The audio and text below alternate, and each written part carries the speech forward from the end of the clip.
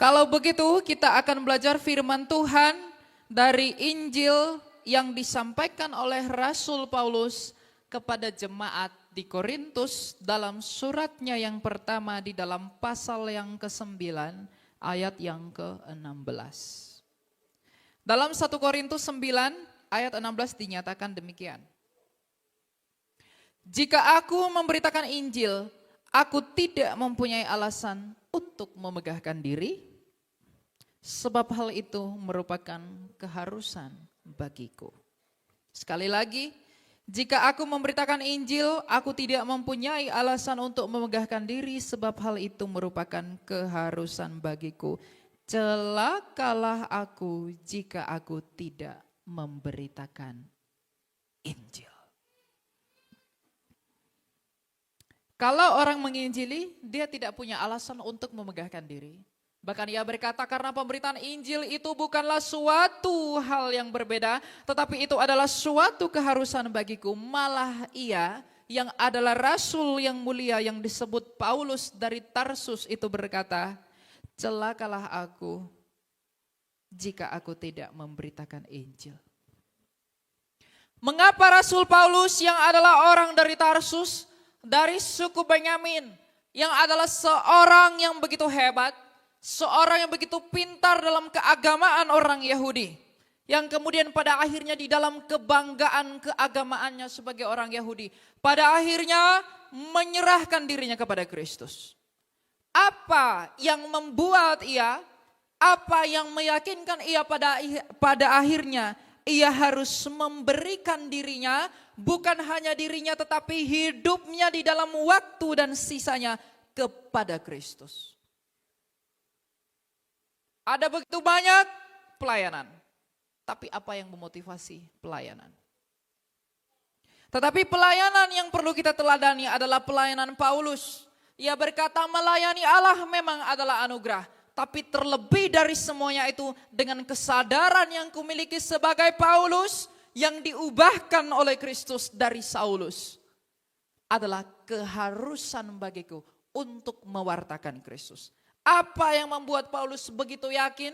Apa yang membuat ia merasa bahwa pemberitaan Injil adalah keharusan bagi dia sebagai seorang rasul yang diambil oleh Kristus kepada bangsa-bangsa lain? Apa yang ada di dalam hati Paulus? Apa yang ada di dalam pikiran Paulus? Hingga pada akhirnya ia mampu berkata kepada jemaat di Korintus bahwa celakalah aku kalau aku tidak memberitakan Injil. Karena itu adalah keharusan bagiku sebagai orang percaya. Karena Rasul Paulus telah melihat Kristus yang telah menang itu. Tadi malam saya baru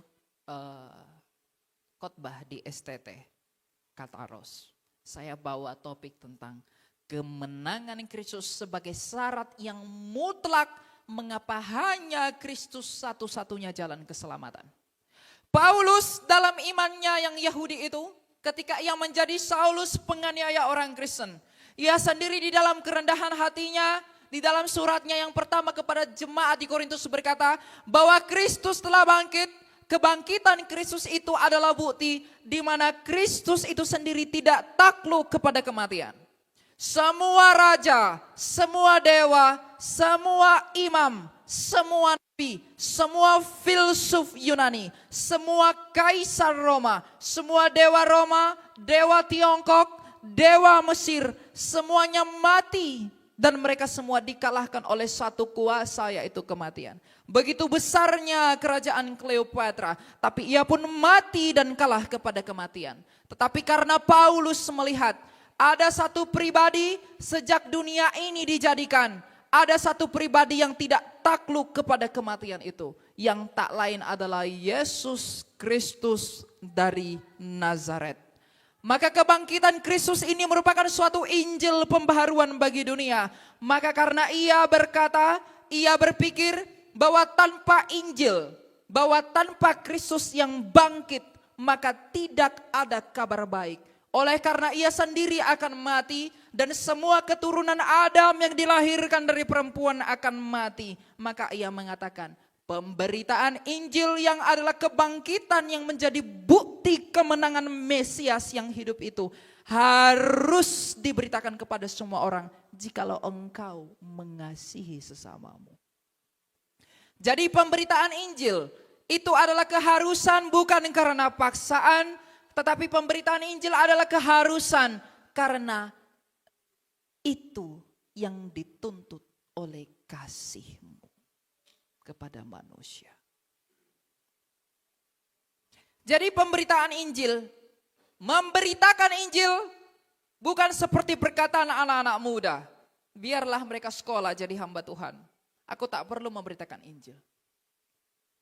Yang memberitakan Injil biarlah para apologis. Biarlah para penginjil, biarlah para pendeta. Aku tak perlu memberitakan Injil. Jika ada anak-anak muda yang berkata seperti itu, celakalah engkau, kata Rasul Paulus. Jikalau ada orang yang tidak mau memberi dirinya untuk dipakai Allah dalam pemberitaan Injil, yang adalah kemenangan Kristus yang sebagai syarat mutlak di mana orang diselamatkan, di manakah kasih-Mu? Injil adalah kebangkitan Kristus yang adalah bukti kemenangan Kristus. Semua raja, semua nabi, semua Tuhan-Tuhan di semesta ini, betapa besarnya pun kekaisaran mereka. Lihat kekaisaran Roma yang adalah kekaisaran terbesar di semesta ini yang dilambangkan sebagai binatang keempat di dalam kitab Wahyu. Tapi mereka pun telah jatuh.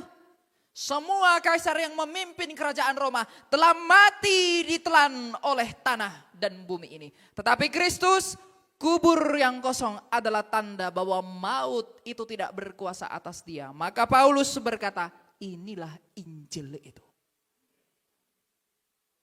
Maka kebanggaan Paulus akan kemenangan Kristus sebagai satu-satunya syarat agar semua orang diperkenankan untuk dilahirkan kembali di dalam kebangkitannya itu yang membuat ia, mengapa aku harus memberitakan Injil. Sekarang saya pertanyakan kepadamu, wahai Bapak, Ibu, dan anak-anak muda. Apakah kita punya kesadaran yang sama oleh karena Kristus? Apakah kita punya perenungan yang sama?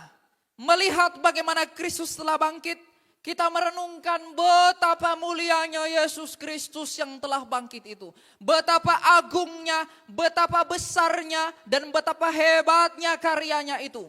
Ketika ia bangkit pada hari ketiga, pada akhirnya ia menggenapi janjinya kepada Adam dan Hawa bahwa ialah satu-satunya pribadi di sepanjang jejak histori dan metahistori yang menginjak-injak kepala kematian itu.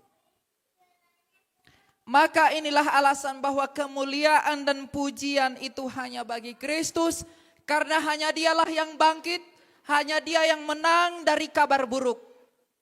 Maka kemenangan Kristus disebut sebagai Injil atau kabar baik.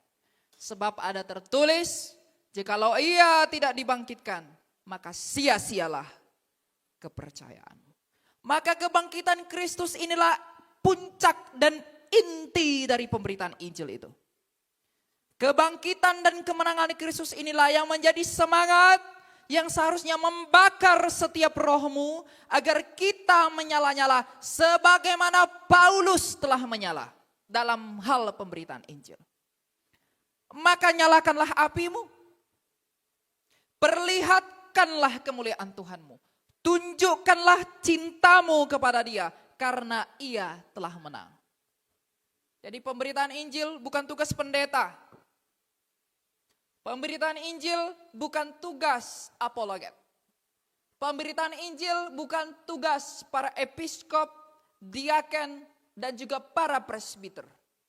Pemberitaan Injil adalah keharusan bagi setiap orang yang mengaku bahwa ia mengasihi Allah. Sebab Kristus pernah bersabda, jikalau engkau mengasihi aku, engkau akan melakukan perintahku. Perintah Kristus yang mulia adalah amanat agung. Dalam Matius 28 ia berkata, pergilah, jadikanlah semua bangsa muridku. Baptislah mereka dalam nama Bapa dan Putra dan Roh Kudus. Maka sekarang jikalau kita sudah mengerti kebenaran ini, pertanyakanlah dalam nuranimu yang terdalam. Ketika kita berdiri di hadapan tahta penghakiman Kristus, ketika Kristus bertanya kepadamu, Apa yang sudah engkau perlakukan bagi kemuliaanku? Apa yang sudah engkau balaskan bagi anugerah yang kuberikan kepadamu? Apakah yang akan engkau jawab? Ketika Kristus yang adalah hakim yang mulia itu mempertanyakan kepada saya, Elia, apa yang sudah engkau perbuat bagi kemuliaan namaku? Apakah yang akan kujawab? Apakah yang akan kamu jawab? Kalau engkau dan saya terlalu sibuk mencari dunia ini, apakah itu dapat menolongmu? Apakah itu dapat membuatmu luput dari penghakimannya Tuhan kita yang mulia itu?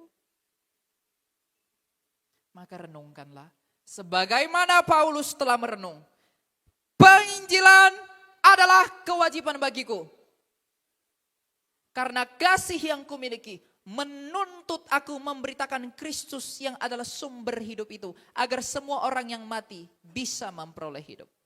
Kalau kamu mencintai pasanganmu, kamu mencintai sahabatmu, kamu mencintai pacarmu, kamu melakukan yang terbaik buat keselamatannya, bukan? Maka kalau kamu mengasihi saudaramu sesama manusia, bukankah harusnya kita menyuguhkan berita Kristus kepada mereka agar mereka diselamatkan? Maka sekarang, apakah yang sudah kita perbuat bagi dia? Apakah yang sudah kita lakukan bagi Kristus itu? Sebab dikatakan, celakalah aku kalau tidak memberitakan Injil. Tapi kalau aku memberita Injil, aku akan dianiaya. Aku memberita Injil, aku akan disakiti. Aku memberita Injil, aku akan kehilangan teman. Aku memberita Injil, aku akan kehilangan sahabat. Aku memberita Injil, akan banyak orang yang tidak suka samaku. Tetapi Kristus dalam Matius 5 berkata, berbahagialah kamu. Kalau Kristus yang adalah Tuhanmu dan Rajamu, dan satu-satunya yang telah menang dari kematian sebagai bukti bahwa ia adalah satu-satunya Tuhan yang berkuasa atas maut, maka apakah pentingnya definisi-definisi manusia yang mati dan tidak bangkit itu? Kalau Kristus mengatakan berbahagialah kamu yang dianiaya oleh karena namaku, maka apakah pentingnya penganiayaanmu? Sekalipun kamu mencabik-cabik, memotong-motong tubuh saya oleh karena kebencianmu kepada Kristus yang saya beritakan. Setiap potongan, setiap darah yang menetes itu menjadi bukti kasihnya Kristus. Sebab belum tentu semua orang diizinkan oleh Kristus untuk mati dalam kemartiran demi dia. Dia mengizinkan pencobaan, kata Rasul Paulus, karena ia tahu kamu mampu. Jadi kalau ia izinkan kita mati martir, artinya ia tahu kita mampu. Jadi apakah yang engkau takuti wahai orang Kristen? Apakah engkau takut kematian? Kalau kamu takut mati, jangan sebut dirimu Kristen. Sebab kematian telah diberantas. Ketika ia turun ke dalam kerajaan maut, ia pergi kepada kerajaan kegelapan itu tanpa dicobai olehnya. Ia memporak-porandakan kerajaan maut sebagaimana yang kita akui dalam pengakuan iman rasuli. Dan kemudian ia menang sebagai pemenang. Kalau ia sendiri telah mati, namun ia tidak takluk kepada kematian itu. Lalu mengapa kita takut kepada kematian? Bukankah dalam 1 Korintus 15 dikatakan, di manakah sengatmu wahai kematian? Sebab engkau tak sanggup menelan Kristus yang adalah Tuhan dan Rajaku. Maka aku yang dipersatukan dengan dia melalui baptisan. Apakah kemampuanmu untuk menelan aku? Jadi kalau ada orang takut mati oleh karena pemberitaan Injil, maka engkau bukan Kristen. Pertanyakanlah, siapakah aku ini Tuhan? Aku datang ke gereja, tapi kalau aku takut kematian, apakah aku sungguh-sungguh beriman?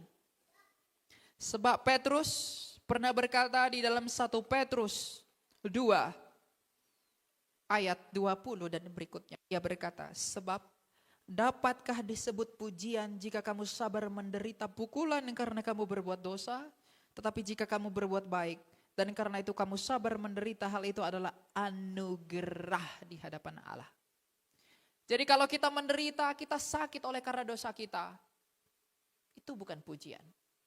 Tapi kalau kita kesakitan, kalau kita menderita, kalau kita dianiaya oleh karena pemberitaan Injil yang adalah perbuatan baik buat manusia agar jiwa mereka diselamatkan. Kita dianiaya oleh karena pemberitaan Injil. Maka dikatakan oleh Tuhan, itu anugerah bagi kamu. Kamu difitnah, kamu dicaci, kamu dimaki oleh karena pemberitaan Injil. Tuhan Yesus berkata, berbahagialah kamu. Maka itu anugerah buat kamu. Jadi apa yang kamu takuti? Orang tua, Bapak Ibu, yang sudah tua-tua, apakah yang kamu takuti saat ini? Anak-anak muda, apa yang kamu takuti? Apakah kamu takut, aduh nanti saya tidak bisa beli rumah, saya tidak bisa dapat pacar, saya tidak bisa dapat mobil, saya tidak bisa begini. Kalau kamu takut seperti itu, kamu masih takut kepada apa yang dituntut oleh dagingmu? Tapi pernahkah engkau takut kehilangan dan ditolak oleh Tuhanmu? Karena engkau dan saya merenungkan, karena kita belum berbuat apa-apa buat Dia. Pernahkah anak-anak muda merenungkan itu? Di dalam kemudaan kita, Tuhan masih mengizinkan kita berdiri dan melihat pemberitaan Injil adalah kasih karunia Allah. Kita masih bisa diizinkan hidup, bernafas hari ini. Bahkan jika engkau mengumpulkan semua perbuatan baikmu, lalu engkau menggugat Allah, aku telah berbuat baik bagimu, itu tidak sebanding dengan 2 kali tarikan nafasmu. Maka untuk apakah engkau menuntut? Siapa engkau? Bagaimana imanmu? Siapa kita di hadapan Allah? Itu terlihat dari isi doamu. Bagaimana imanmu? Terlihat dari bagaimana caramu berdoa. Apa yang kita minta dalam doa, itulah isi hati kita. Dan demikianlah hidup kita. Maka anak-anak muda yang masih muda dan belum tua, sebagaimana Paulus menasehati Timotius yang adalah rasul yang termuda, ia berkata, engkau turut menanggung seperti yang kutanggung. Dan Paulus ikut menanggung apa yang ditanggung oleh Kristus.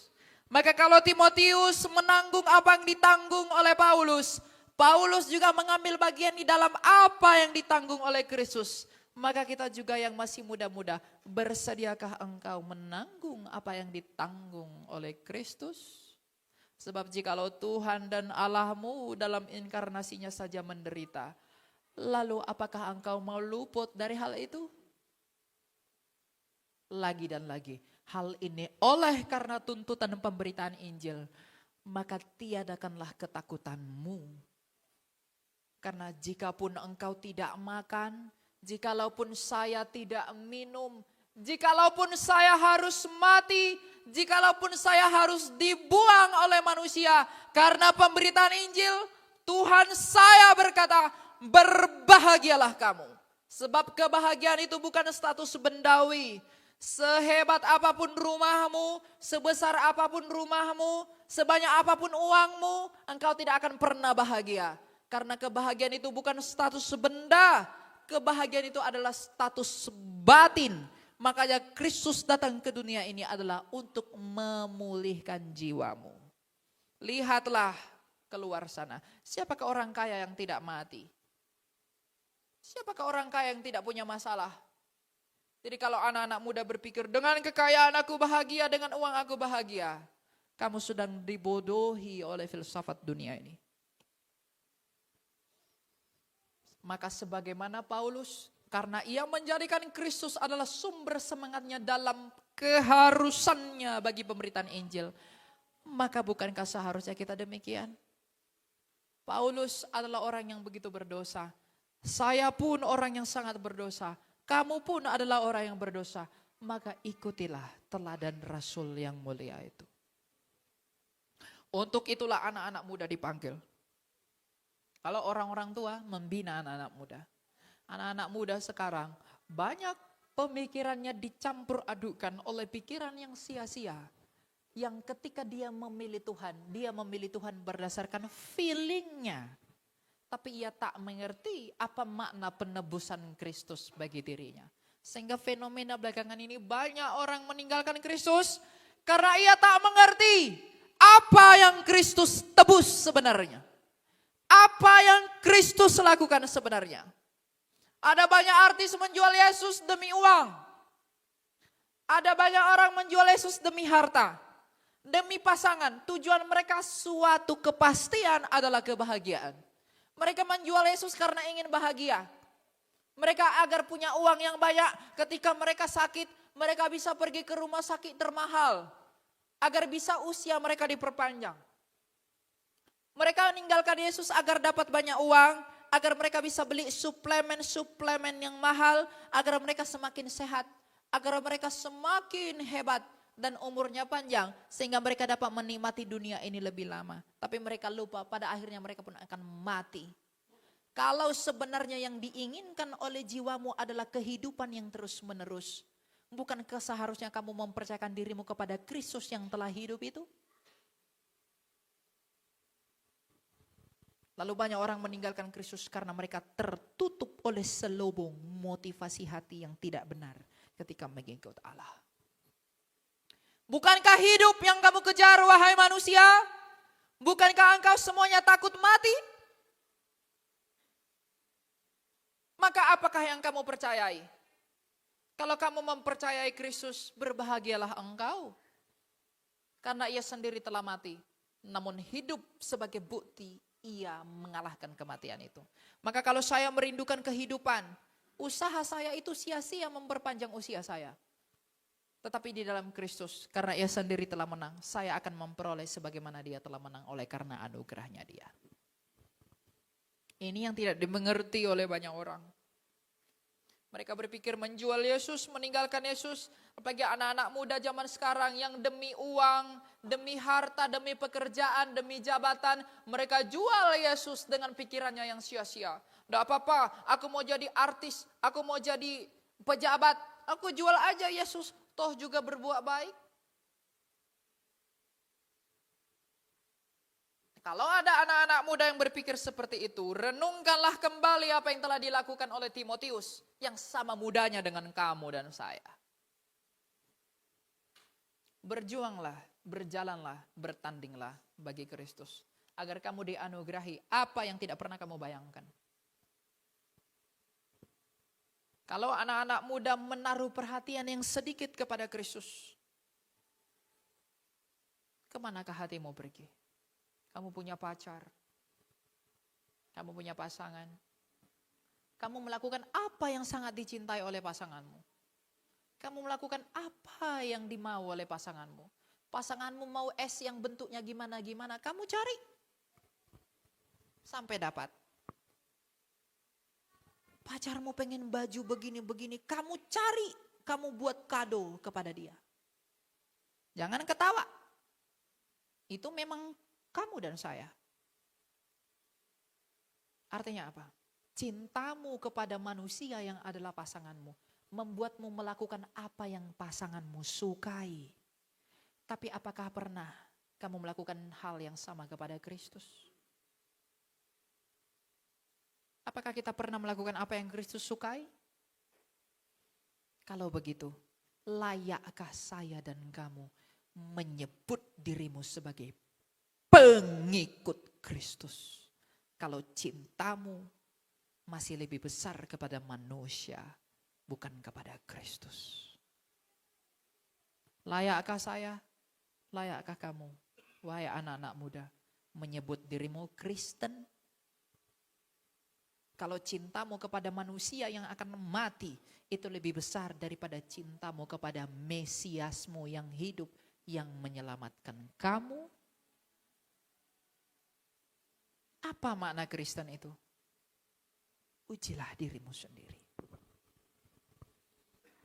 Terlebih-lebih lagi saya harus menguji diri. Di dalam segala tindakan dan perbuatan, bahkan dalam pemberitaan Injil sekalipun. Jadi Ayat ini saya bawa adalah untuk memanggil semua orang, untuk memberikan dirinya, memberikan hatinya bagi pemberitaan Injil. Karena itulah kebanggaan orang percaya. Kalau kamu mengasihi sesamamu manusia, kamu pasti memberitakan Injil. Karena karena Injil itulah mereka akan diselamatkan.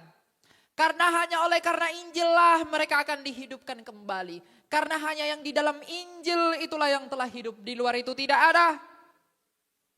Maka tuntunlah orang kepada Kristus agar mereka beroleh hidup dan menikmati kemuliaan yang akan Kristus anugerahkan bersama-sama di tempat yang akan datang. Sebagaimana yang dikatakan gembala sidang tadi. Tidak ada orang akan dibangkitkan kalau dia tidak percaya kepada Kristus. Dia tidak akan dibangkitkan untuk hidup, dia dibangkitkan untuk binasa. Maka sekarang kalau kita mengasihi keluarga, kita mengasihi anak-anak, kita mengasihi sesama, kita mengasihi saudara. Bukankah pemberitaan Injil adalah keharusan bagi kita? Maka apakah kita patut mempersalahkan pandangan Paulus?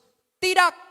Kalau kita mengerti bahwa betapa besarnya cinta Kristus kepada saya, karena ia telah menghidupkan saya, karena ia mau mempersatukan dirinya kepada saya yang adalah orang yang sangat berdosa ini.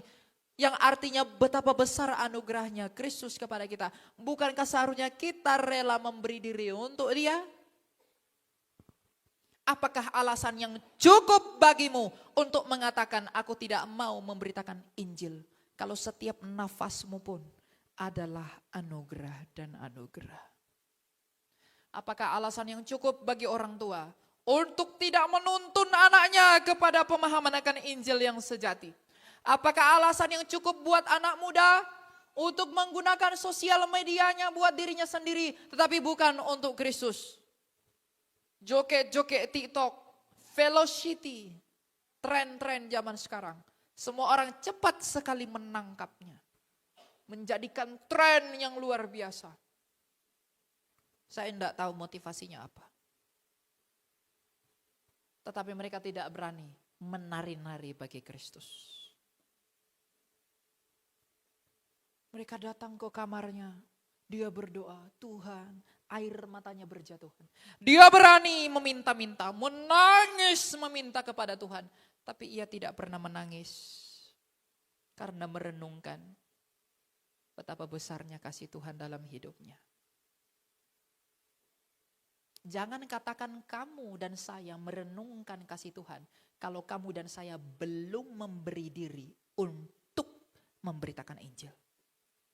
Karena saya merenungkan betapa besarnya kasih-Mu Tuhan, Engkau begitu baik, tapi kamu tidak berbuat apa-apa bagi dia. Itu hanya bagi dirimu sendiri.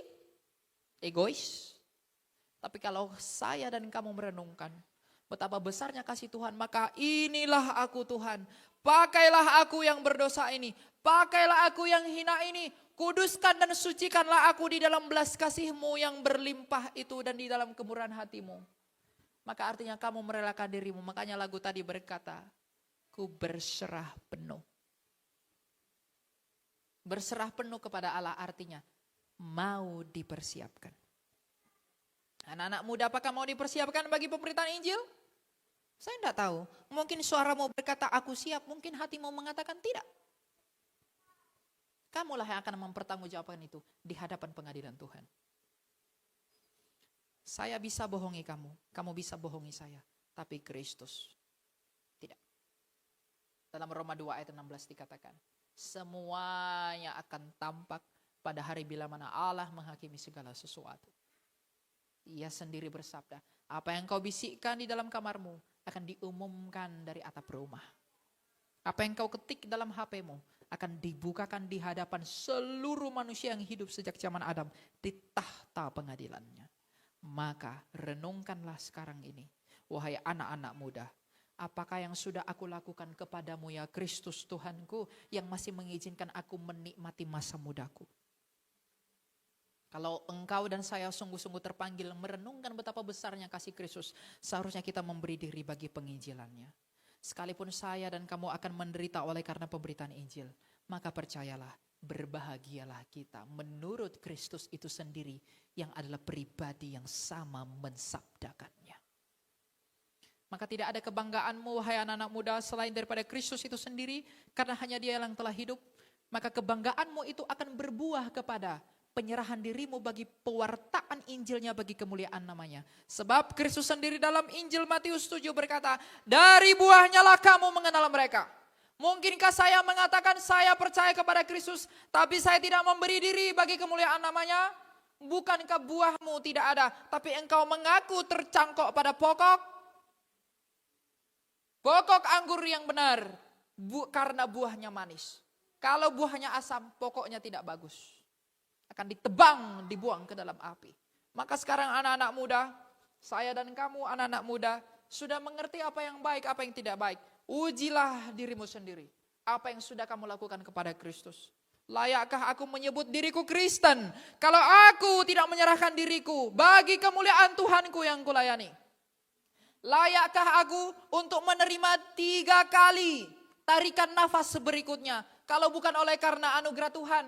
Maka kalau kita merenungkan bahwa itu semuanya adalah anugerah dari Allah kita, bukankah seharusnya kita memberi diri bagi pelayanan namanya? Karena Rasul Paulus yang adalah rasul yang sama berkata, bahwa hidupku bukan lagi aku, tapi hidupku adalah Kristus. Kalau hidupmu adalah Kristus, maka matimu pastilah keuntungan. Tapi kalau hidupmu adalah dirimu, keakuan, kamu merasa bangga dengan apa yang kamu miliki. Kamu bangga bermegah dengan pelayananmu. Misalnya saya bangga, saya bermegah, saya sombong karena pemberitaan Injil. Maka Tuhan akan buang saya. Kalau saya tidak setia pada panggilan saya yang mula-mula, Tuhan akan buang saya. Kenapa? Tidak sulit bagi Tuhan membangkitkan orang lain. Sama seperti kata Rasul Paulus, bahkan melayani dia pun, menderita di dalam pelayanan dia pun adalah anugerah. Jadi jangan ada yang begini. Kalau pelayan Tuhan pun tidak layak demikian, apalagi kita yang tidak melayani dia. Renungkanlah itu. Agar kelak ketika ia datang, kita tidak ketakutan. Agar kedatangan Kristus di tahtanya tidak menjadi suatu penghukuman bagi kita. Sebab ada tertulis, tidak ada lagi penghukuman bagi mereka orang yang percaya. Kemuliaan bagi Allah.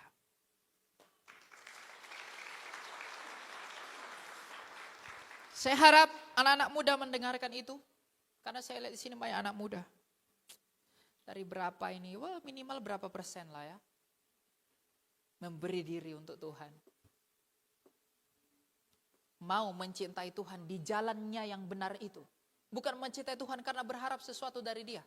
Tapi mencintai Tuhan karena ia telah memperolehnya. Jadi anak-anak muda, bangkitlah. Untuk siapa? Untuk siapa? Untuk siapa? Untuk Kristus. Karena untuk itulah kamu hidup. Kita berdoa.